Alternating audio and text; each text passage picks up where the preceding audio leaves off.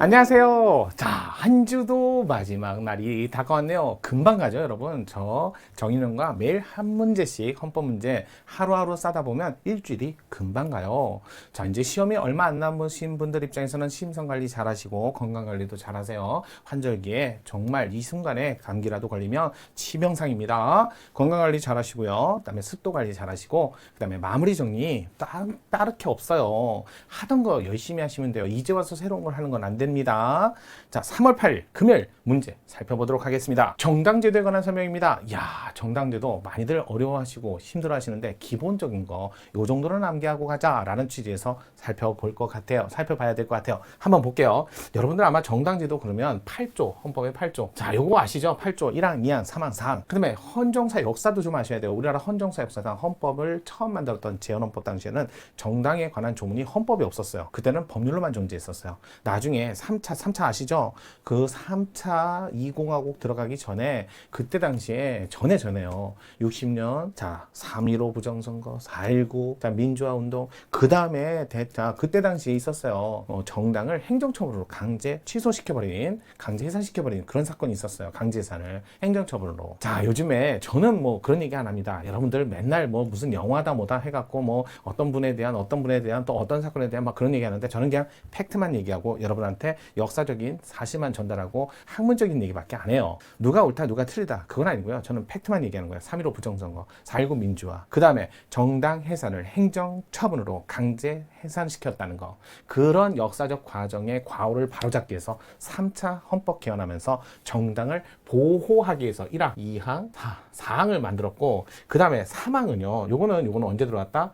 5공화국 8차 때 그래서 국고보조금 자 지원 받을 수 있게 근거를 마련하게 됐죠. 그러면서 조문 하나 의미가 있어요. 일단은 자유고요. 그 다음에 2항은요 모든 자유가 있다 해서 무조건 무한한 자유는 아니에요. 책임과 의무라고 생각하시면 돼요. 또는 의무. 그 다음에 3항은 혜택. 그 다음에 4항은 이거는 보호조항으로 들어왔어요. 보호조항. 그러니까 헌법재판소 위에는 강제해산하지 마라. 그러니까 헌법재판소가 판단하기 전까지 누구도 정당을 강제해산하지 마라, 건들지 마라 이런 뜻이었잖아요. 그럼 보호조항. 그래서 우리나라에서 등록된 정당은 3항, 4항까지 보호를 받고요. 그러면 여기 우리가 알고 있는 1항, 2항은 등록된 정당이든 등록을 하지 않은 정당이든 가능해요. 1항, 2항은 무조건 뭐 등록된 정당만 가능하다 그거 아니에요. 등록을 안 해도 1항, 2항 상에 갖춰야 돼요. 그러면서 등록을 안 하면 여기까지 못 내려오지만 다만 이제 21조 4항 2항의 사전검열 금지원칙도 적용을 받는다 이렇게 가셔야죠. 그러면 등록한 정당은 뭐 사전검열이 되나요? 그건 아니죠. 공통적으로 등록이든 등록을 안 했던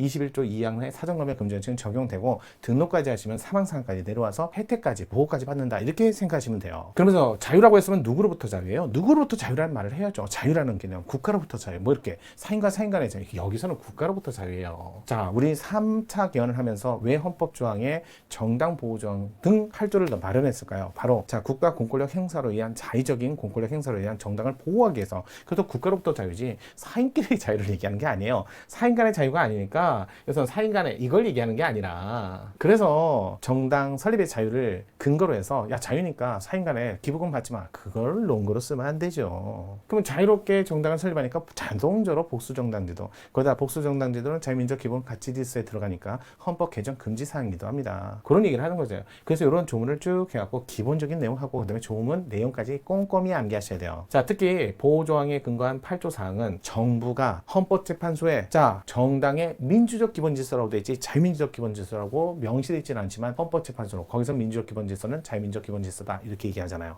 이런 내용을 조금 학습을 하시고 넘어가길 바라길 그래서 제가 이 문제를 고른 거죠. 어려운 문제 중에 하나였습니다. 살펴볼게요. 1번 정당 해산 심판제도 8조 사항이죠. 정당을 보호하기 위한 취지에 도입된 것이고 자 그러면 정당을 보호하기 위해서 도입된 건 맞아요. 다른 한편으로 거꾸로 뒤집으면요 정당을 해산할 수 있는 방법의 도구이기도 합니다. 다른 한편으로는 아마 뒤집어 보면 정당을 강제로 해산 가능성 헌법상 인정하는 것이 되므로 그 자체가 민주주의에 대한 제약이자 위협이 될 수 없다가 아니라 될 수 있지요. 그러니까 보호조항이라고 했는데 양날의 검이다 이런 뜻이죠. 그래서 없다가 아니라 있다. 바로 1번이 틀린 지문이었어요. 자, 또 볼게요. 이번 질문. 정당해산 제도의 취지에 비춰볼 때 헌법재판소에 정당해산 결정이 있는 경우 그 정당 소속 국회의원, 그러니까 왜 정당을 강제해산시켜요? 국민의 의사에 그들의 의사를 반영하지 말란 뜻이에요. 근데 그 소속 국회의원이 그대로 남아서 국회에서 그들의 의사를 계속 반영하고 있다면 취지가 의미가 없잖아요. 해산할 취지가. 그렇기 때문에 소속 국회의원, 이것도 지방의원은 아니에요. 이게 아니라 국회의원, 또 선출 방식 관계없죠? 비례대표, 지역구 대표 관계없어요. 자, 의원직 당선 방식을 불문하고, 이건 지역구다 또는 자 비례다 불문으로 하고 모두 다 포함된다는 거죠. 대신 지방의원은 제외되고요. 모두 상실돼야 된다, 이런 뜻이에요. 그래서 요거 헌법재판소 판례도 있어요. 지방의원은 제외해야 된다. 뭐 지방 비례의원 사건이었긴 해도. 3번, 정당은 단순히 행정부의 통상적 처분에 의해서 해산될 수는 없고요. 이게 바로 과거에 있었던 사건이었죠. 오직 헌법재판소가 정당의 위헌성을 확인하고 해산할 필요성을 인정한 경우에 한해서만 정당 정치 영역에서 배제될 뿐이다 라고 해서 우리나라에서 헌정사 과거의 역사를 비춰볼 때 행정청에 의한, 행정권에 의한 정당의 강제해산을 막기 위해서 들어온 보호조문이다, 이런 뜻이죠. 4번 질문 볼게요. 정당해산 심판제도는 정당의 존립과 특권, 특히 그 중에서도 정부의 비판자로서 야당의 존립과 활동, 특별히 보장하고자 하는 헌법 제정자의 규범적 의지의 산물로 이해되기도 합니다.